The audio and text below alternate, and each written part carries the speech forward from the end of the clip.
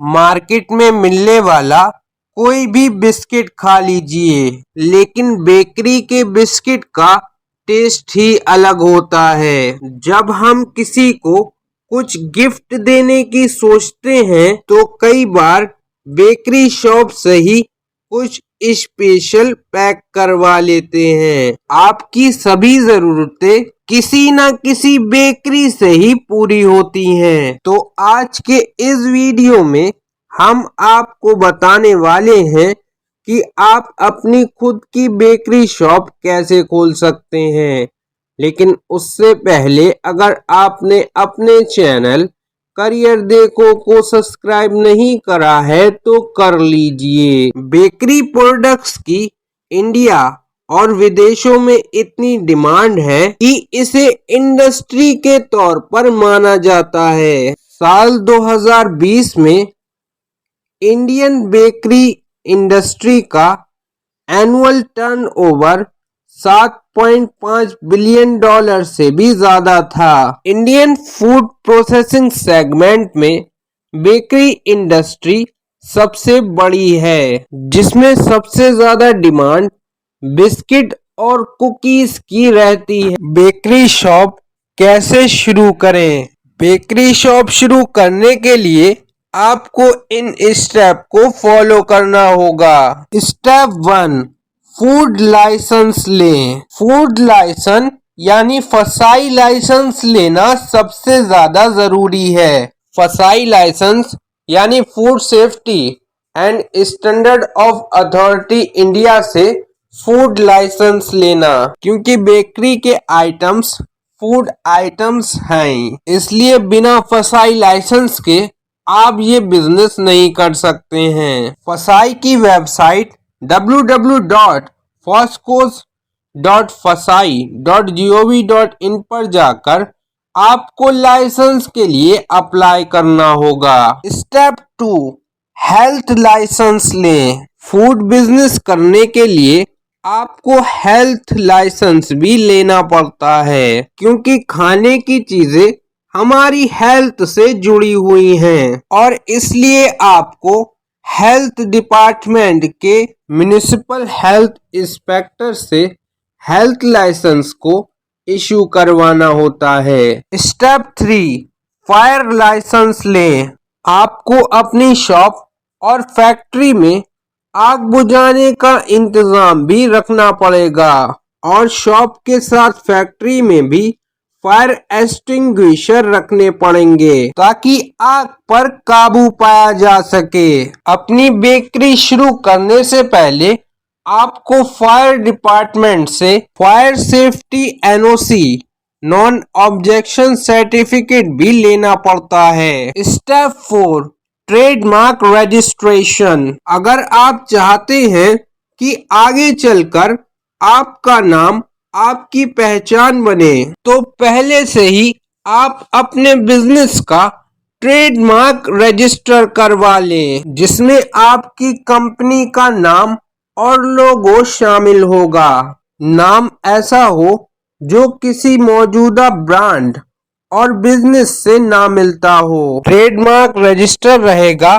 तो आपकी सक्सेस के बाद आपके बिजनेस का नाम कोई कॉपी नहीं कर पाएगा। Step 5, GST registration. अगर आपकी बेकरी का टर्नओवर 20 लाख रुपए से ज्यादा है तो आपको जीएसटी रजिस्ट्रेशन कराने की जरूरत पड़ेगी। Step 6, location. किसी भी बिजनेस मॉडल का सक्सेस उसकी लोकेशन पर डिपेंड करता है। कई बार किसी वेल एस्टेब्लिश बिजनेस का शोरूम ऐसी जगह पर होता है जहां पर कस्टमर आसानी से नहीं पहुंच पाते हैं, तो उस बिजनेस में काफी नुकसान उठाना पड़ता है। इसलिए आपकी बेकरी शॉप किसी ऐसी लोकेशन पर होनी चाहिए जहां लोग आते जाते हों। बेकरी के आइटम थोड़े महंगे होते हैं, इसलिए आपकी दुकान किसी ऐसे शहर में होनी चाहिए जहां पर वहां के रहने वाले लोगों की परचेजिंग कैपेसिटी ज्यादा हो। Step 7, seating arrangement.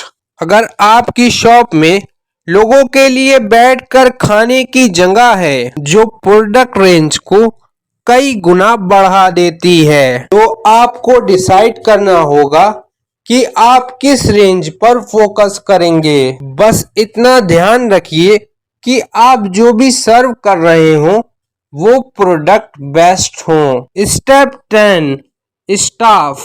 एक बेकरी शॉप चलाने के लिए आपके पास ट्रेंड, स्किल और एक्सपीरियंस स्टाफ होना चाहिए, क्योंकि अल्टीमेटली कस्टमर सर्विस और प्रोडक्ट क्वालिटी से ही आप आगे बढ़ेंगे। इसलिए आपको अपने यहाँ स्किल्ड लोगों को काम पर रखना पड़ेगा जिन्हें अपने काम की अच्छी जानकारी हो। Step 11, investment. License, location, bakery shop की construction, designing and decoration, staff की salary, baking equipments, raw material, branding and marketing, delivery vehicle, इन सब के पीछे लाखों रुपए का खर्चा आएगा। इसलिए आपको अपना बिजनेस बजट बनाकर चलाना होगा।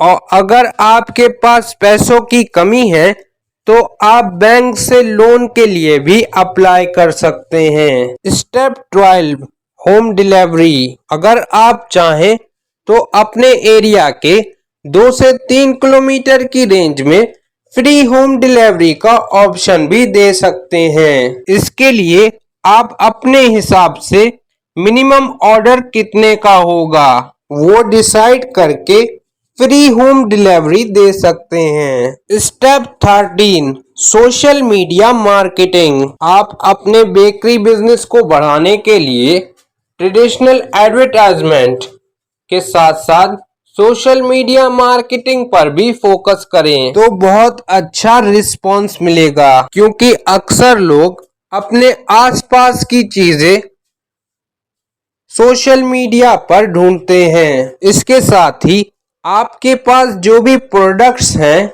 आपकी service, food review, customer feedback जैसी चीजें, अगर ये सब आप अपने सोशल मीडिया पेज पर डालते रहेंगे तो इससे काफी ज्यादा हेल्प मिलेगी। Step 14, price range. मार्केट के मुकाबले आप अपने प्रोडक्ट्स का प्राइस थोड़ा कम रखिए।